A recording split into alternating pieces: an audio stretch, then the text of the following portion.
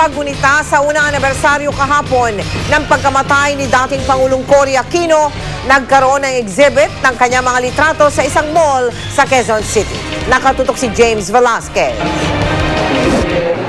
Isang butihing asawa sa namayapa Senador Ninoy Aquino, ang yellow fever sa unang People Power Revolution noong 1986, ang kanyang paglilingkod sa bayan bilang ika-11 Pangulo ng Republika ng Pilipinas, isang butihing ina sa kanyang mga anak, mapagmahal na lola sa mga apo at tinitingnan na simbolo ng demokrasya.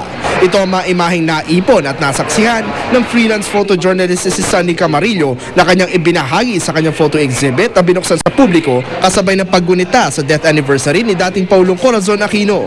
1983 sinimulan niya mag-ipon ng mga litrato na nagpapakita sa iba't ibang mukha at emosyon ni Tita Cory. Ayon kay Camarillo, ang batikang broadcaster na si Mike Enriquez, our GMA President at SVP ng Radio Operations ng GMA Network, ang nagmungkahi sa kanya na ibahagi ang karanasan sa pangkaraniwang tao. Nakaipon ako ng mga photos since 1983 at nung kinuberan ko yung wake ni President Cory, so nakabuo ako ng isang istorya. Patuloy ang pagdating ng mga tao para masilayan ng mga litrato ng dating Pangulo. Tila nabubuhay daw muli ang kanilang mga alaala sa dating Pangulong Aquino sa mga nahuling sandali sa mga larawan. Gusto ko nga maiyak pag nakikita ko siya.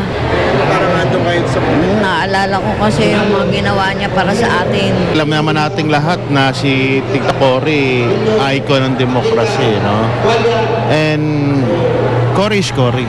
Bagamat magandang paraan ng pagbabalik tanaw ang paghanga sa mga larawan, hiling ng pangunahing pandangal na si dating Pangulo Fidel V. Ramos na alalahanin ng bawat isa ang mga naging kontribusyon ng dating Pangulong Cory sa pagbabalik ng demokrasya sa bansa.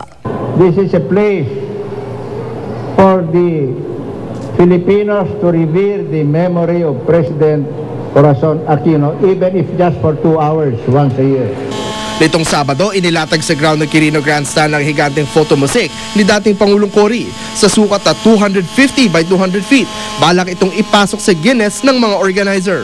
Kanina naman, nagtanim ng mga punong mamumulaklak ng kulay dilaw sa Wakwak Golf Course sa Mandaluyong. 76 na puno ang target itanim sa golf course bilang simbolo ng bilang ng taong nabuhay ang itinuturing na ina ng demokrasya. James Velasquez sa Katuto, 24 Oras. Time out!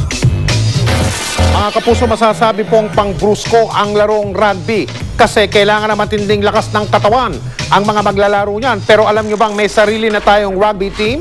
Ang Pilipinas po meron na at ang bumubuo po niya na yung mga babae. At nanalo na agad sila sa kompetisyon sa China.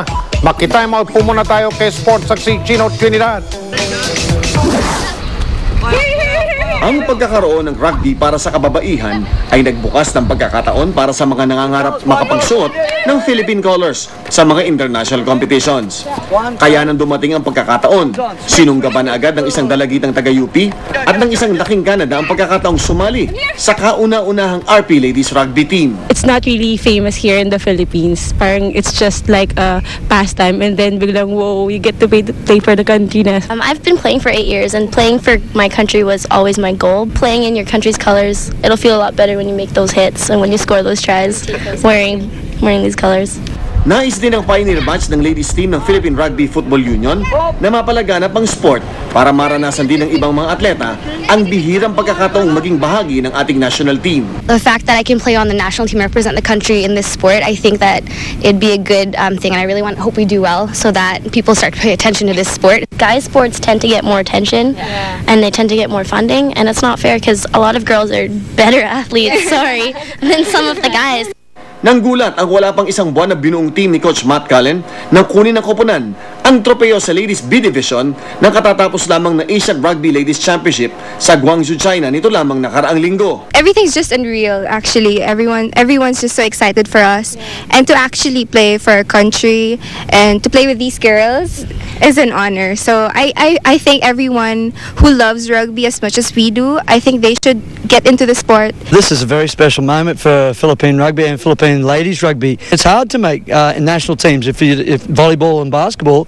If you don't go through the right colleges, then it's hard to make the national teams. So this one here, you can actually come to rugby and represent your country. At huwag kayong mag-alala, hindi lahat ng araw ay pahirapan sa ensayo. Sa rugby lang yata pwedeng bumawi sa coach pagkatapos ng ensayo. Chino Trinidad, Katuto, 24 Oras.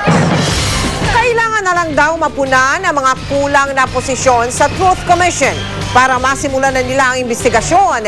Maantala lang daw ito kapag inireklamo ito sa Korte Suprema ng mga kritiko ng administrasyon. Nakatutok si Teresa Andrada. Posibleng maumpisahan na raw ng Truth Commission ang kanilang trabaho ngayong taon. Ayon kay Justice Secretary Leila De Lima, kailangan lang na mapuna na ang 4 na natitirang posisyon sa komisyon at mailabas ang mga pagbabatayang panuntunan. It will still be very feasible na this year magsisimula ang trabaho ng Truth Commission. Yung practical aspect na kasi syempre kahit mabuo na yung buong commission, meron na tayong mga members, complete na yung mga organizational pa, tsaka yung enactment of the rules.